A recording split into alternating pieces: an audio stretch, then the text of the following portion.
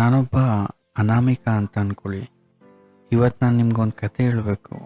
ಭಾಳ interesting topic. ಏನಂದರೆ, ನಾವು ಇವತ್ತಿನ ಜಗತ್ತಿನಲ್ಲಿ ಭ್ರಮೆಯ ಲೋಕದಲ್ಲಿ ಬದುಕ್ತಾ ಇದ್ದೀವಿ. ಏನು ಇಲ್ಯೂಷನ್ ವರ್ಡ್ ಅಂತ ಹೇಳ್ತಾರಲ್ಲ, ಆ ಇಲ್ಯೂಷನ್ ವರ್ಡಲ್ಲಿ ನಾವಿದ್ದೀವಿ. ಅದರ ಜೊತೆಗೆ ನಾವು ಏನೋ ಒಂದು ಇನ್ಸ್ಟಂಟ್ ಗ್ರಾಟಿಫಿಕೇಷನ್ಗೋಸ್ಕರ ಬದುಕ್ತಾ ಇದ್ದೀವಿ. ಹೌದಲ್ವಾ? ಏನಿದು ಇನ್ಸ್ಟಂಟ್ ಗ್ರಾಟಿಫಿಕೇಷನ್? ಈ ಕಥೆಯನ್ನು ಸ್ಟಾರ್ಟ್ ಮಾಡ್ತೀನಿ ಸ್ನೇಹಿತರೆ. ಇವತ್ತು ಮೊಬೈಲ್ ತೆರೆದರೆ ಸಾಕು, ಯಾರೋ ಒಬ್ಬರು ಐಷಾರಾಮಿ ಕಾರ್ನಲ್ಲಿ ಓಡಾಡ್ತಿರ್ತಾರೆ, ಇನ್ನೊಬ್ಬರು ವಿದೇಶಕ್ಕೆ ಪ್ರವಾಸ ಹೋಗ್ತಾ ಇರ್ತಾರೆ, ಮತ್ತೊಬ್ಬರು ಮನೆಯಲ್ಲೇ ಕುಳಿತುಕೊಂಡು ಲಕ್ಷ ಗಳಿಸ್ತಾ ಇರ್ತಾರೆ, ಅಂಥ ಜಾಹೀರಾತು ನೀಡ್ತಾ ಇರ್ತಾರೆ. ಇದನ್ನೆಲ್ಲ ನೋಡ್ತಾ ಇದ್ರೆ ನಮಗೆ ಏನನ್ಸುತ್ತೆ ಗೊತ್ತಾ? ನಾನು ಮಾತ್ರ ಯಾಕೆ ಇಷ್ಟು ಕಷ್ಟಪಡ್ತಾ ಇದ್ದೀನಿ? ಸುಲಭವಾಗಿ ಹಣ ಗಳಿಸೋಕೆ ಯಾವುದಾದ್ರೂ ದಾರಿ ಇಲ್ವಾ ಅಂತ ಅನಿಸುತ್ತೆ ಅಲ್ವಾ? ಇವತ್ತು ಜನ ಕೆಲಸ ಮಾಡೋದನ್ನು ಮರೆತು ಬಿಟ್ಟಿದ್ದಾರೆ.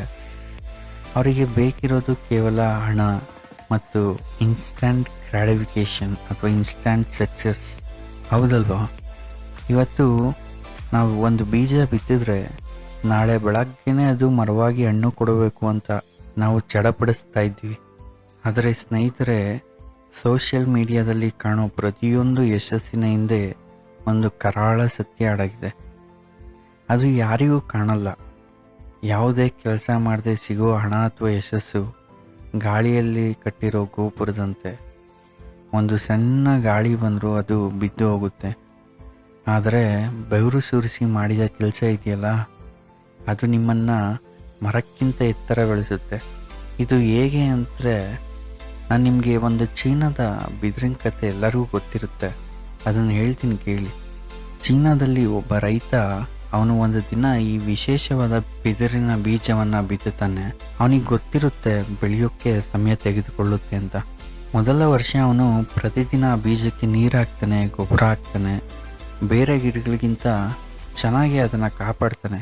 ಆದರೆ ನೆಲದ ಮೇಲೆ ಒಂದು ಚಿಕ್ಕ ಹುಲ್ಲಿನ ಗರಿ ಕೂಡ ಬರಲ್ಲ.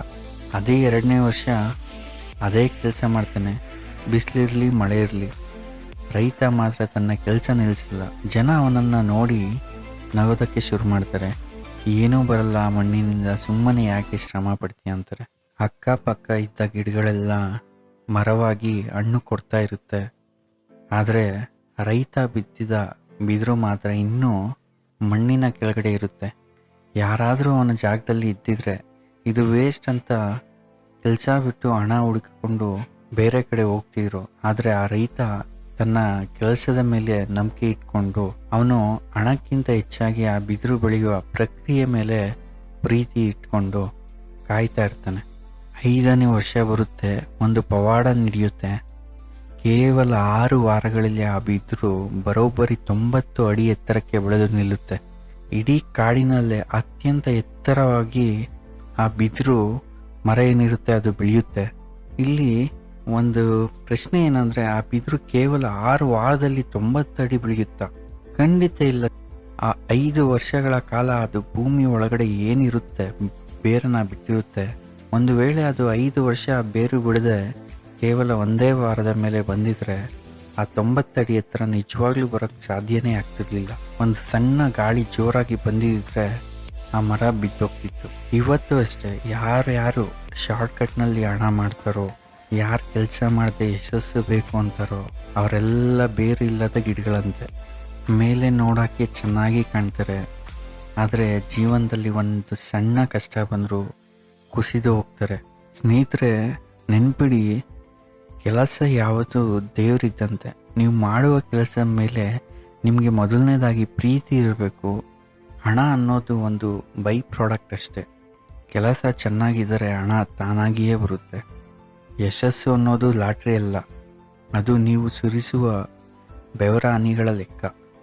ಬೇರೆಯವರು ಫೋಟೋ ಹಾಕ್ತಿದ್ದಾರೆ ಅಂತ ನೀವು ಬೇಜಾರು ಮಾಡ್ಕೋಬೇಡಿ. ನಿಮ್ಮ ಸಮಯ ಬಂದಾಗ ನೀವು ಕೂಡ ಬಿದಿರಿನಂತೆ ಎತ್ತರಕ್ಕೆ ಬೆಳೆಯುತ್ತೀರಿ. ಆದರೆ ಅಲ್ಲಿಯವರೆಗೂ ನಿಮ್ಮ ಕೆಲಸದ ಮೇಲೆ ಮಾತ್ರ ಗಮನ ಇರಲಿ. ಕೊನೆಯದಾಗಿ ಸ್ನೇಹಿತರೆ, ಹಣವನ್ನು ಹುಡುಕುತ್ತಾ ಯಾವತ್ತೂ ಹೋಗಬೇಡಿ.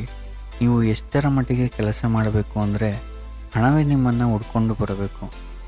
ಅವತ್ತು ಸಿಗೋ ಯಶಸ್ಸಿನ ಸಿಹಿ ಇದೆಯಲ್ಲ, ಅದು ಯಾವ ಸೋಷಿಯಲ್ ಮೀಡಿಯಾ ರೀಲ್ಸ್ನಲ್ಲೂ ಸಿಗಲ್ಲ. ಇದು ಇವತ್ತಿನ ಕತೆ.